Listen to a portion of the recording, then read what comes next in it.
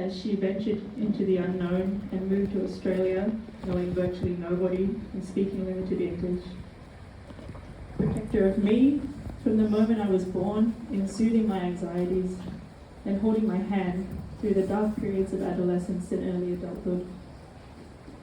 I remember so distinctly that in all of my nightmares as a child, my dad was bailing me out, putting pedal to the metal to escape the bad guys, fencing the mafia, holding the walls that were closing in apart with his bare hands. He was my knight in a baseball cap and shorts, if you will. His special talent was his ability to spin anything into a positive. As we drove away from Eastwood one night, my mum gasped, realizing that the 100 she withdrew from the ATM she never actually took. Knowing there was about a 0% chance it would still be there, Papa had to think quick. Here's what happened, he said. Some homeless fella took it and was able to afford shelter for tonight. Or maybe we imagined that we spent $100 more on dinner tonight for a really lovely special meal. I once got scammed by a known scam ring, abusing people's sympathy on trains in Sydney. When I told my dad, he said, "So you paid $10 for a really convincing piece of acting. What a bargain," he said. Papa's resilience and endless empathy for others went hand in hand with his innate curiosity. He described himself as a lifelong learner, and anyone who knew him could tell you at least 3 new interests he'd talked their ear off about at his last sighting. I think this curiosity and his understanding that life can't always be sunshine and rainbows, so interesting is the best we get, lent well to his appreciation for comedy. He spent a lot of energy trying to make everyone laugh, with varying success, but really shone when he told true stories, with the way that his brain had constructed them to maximize amusement. For example, the one where he greeted Mormons at his door, and without a hint of sarcasm said, "Elder Smith, Elder Hart, Elder Simmons, isn't it crazy how you all have the same first name?" Or the infamous story of how his mother had spoken with a Korean man and learned that his favorite musician was the unheard of crippling Chada. Much thought was needed before she could finally ask, "Did you mean Cliff Richards?" And then 20 years or 30 years or so later, my dad found himself speaking with a Korean man himself who asked him who his favorite musician was. Before he could even form a thought, the name Cripply Chada came tumbling out of Papa's mouth. To which the Korean man said, "Me too." Papa was a brave man, a sensitive soul, and yet one who fought his conscription to Vietnam in court and won, and fought his cancer when he was told he had weeks. I will spend the rest of my life trying to be strong like him. I hope that I will one day be 2 steps ahead, like Mossad, in the face of adversity, and that I will know at the end of my life that I stood for love and responsibility to my fellow humans. I'm really going to miss you, Papa.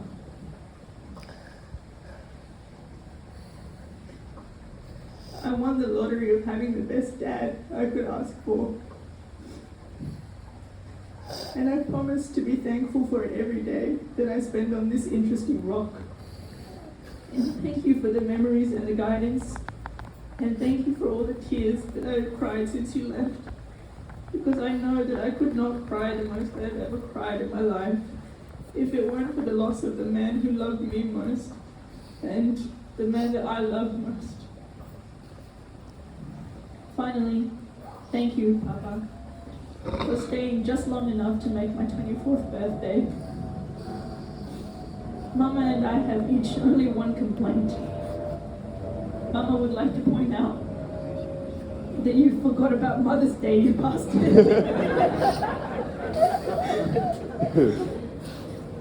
And I'd like to straighten out a miscommunication. I know we joked about misunderstood mafia commands a lot, but when I made my birthday wish and I looked up and I said, "Boss, if you're up there, take care of my papa," I didn't mean take care of my papa. A few words that my mom wanted to share. Tom treasured each and one of every one of his friends. Thank you so much to everyone who made time to come and say goodbye to him today, and to everyone who enjoyed spending time with him while he was alive. Thank you.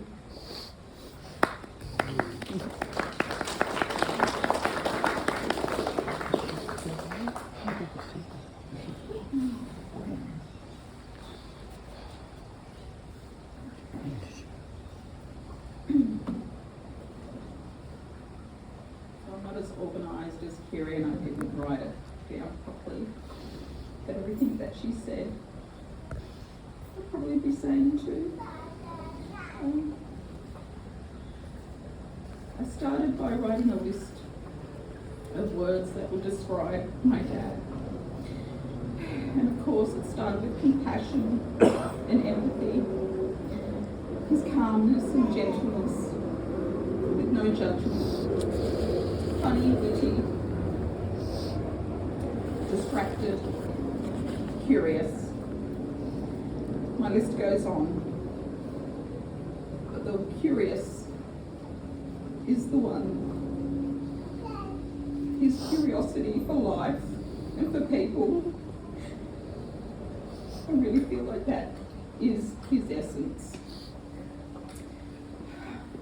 There are other words, like thoughtful, but that's juxtaposed with thoughtless, forgetful,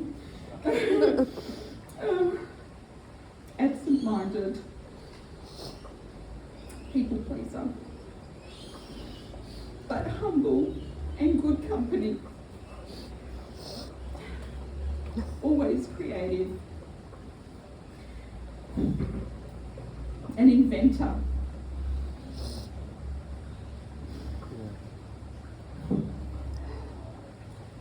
and fragile and frustrating. But he was a clown, he was a musician, he was multilingual, always pursuing something new. He was also an actor. He studied acting. And he had a Jack Nicholson smile.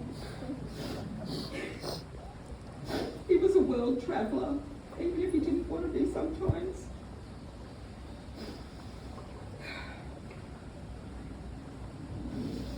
Only 2 years ago, I learned a new story, and I think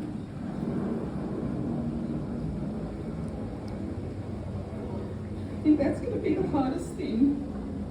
So that there's always something new to learn, and now I can't anymore.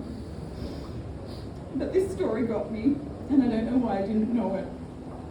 But I was bragging about something or someone that I knew or had met, someone famous. And he said, "Oh, you've got nothing on me."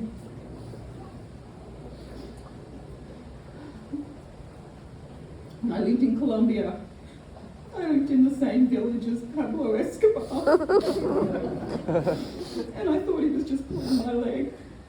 But no, he did. And they probably played together as kids. They're approximately the same age.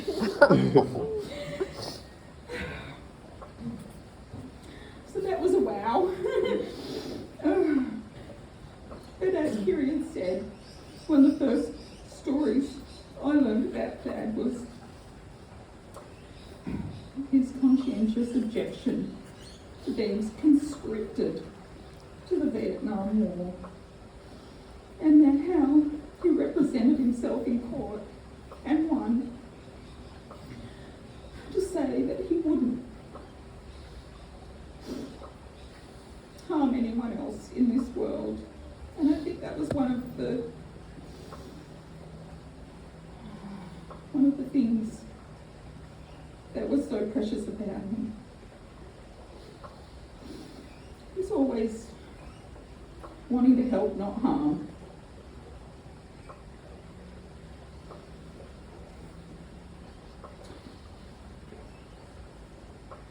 in the last months,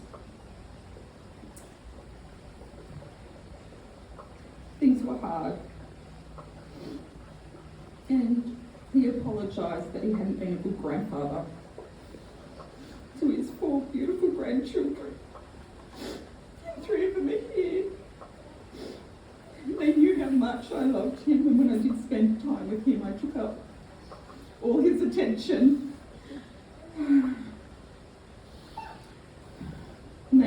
They know how precious he is to me.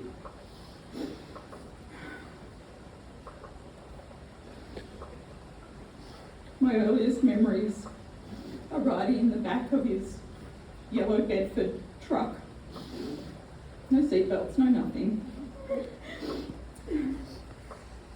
And listening to things like Not the 9 o'clock news and imitating Monty Python and the silly walk, the silly Ministry of Silly Walks, or always making up songs, playing his charango, or picking up a pan flute or any piano in front of him. He just wanted to bring joy and music to everyone.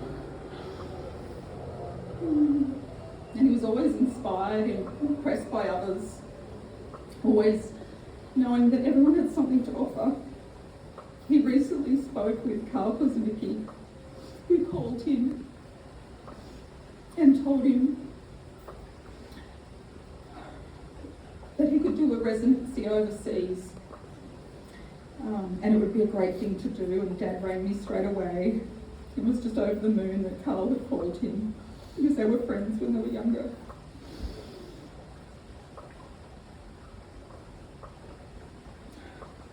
And the other friends, who I call my Uncle Jeff, because he was when I was little, and Milton, and Harry,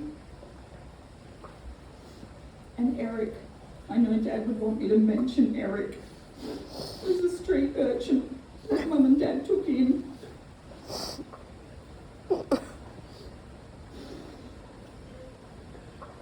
He also had movie star crushes, like Anne Hathaway.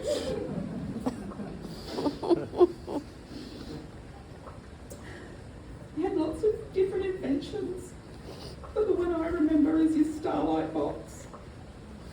So simple, but so magical. It would just be a box with a dome on top with little pinholes, and you just put your head under it and the light shines through and you see the universe.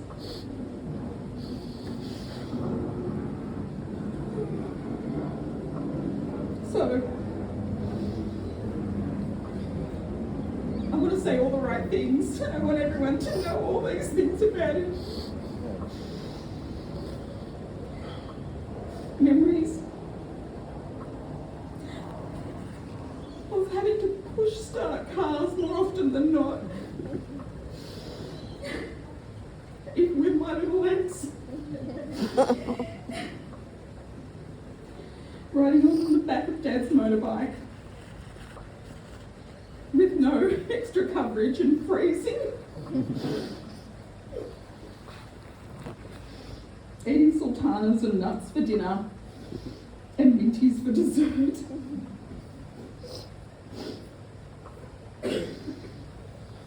He had this thing for gay times, but he'd only buy one for himself and just a paddle pop for me. I was never happy about that.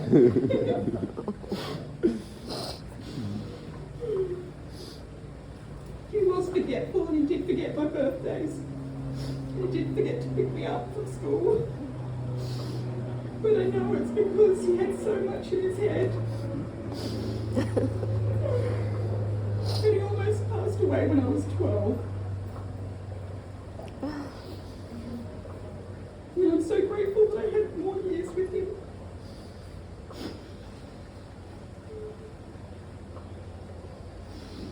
And I think the thing he wanted most in the world was for his work to be of value in the world and to others. was always still so much to learn. And I thought I would still have more to learn with him. I'm going to miss him forever. And his final comedic act was to pass on. May the 4th be with you. Thank you.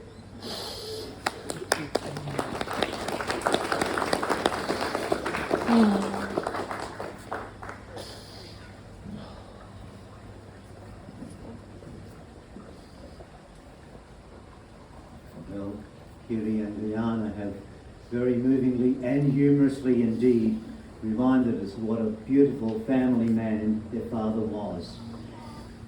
As we heard, we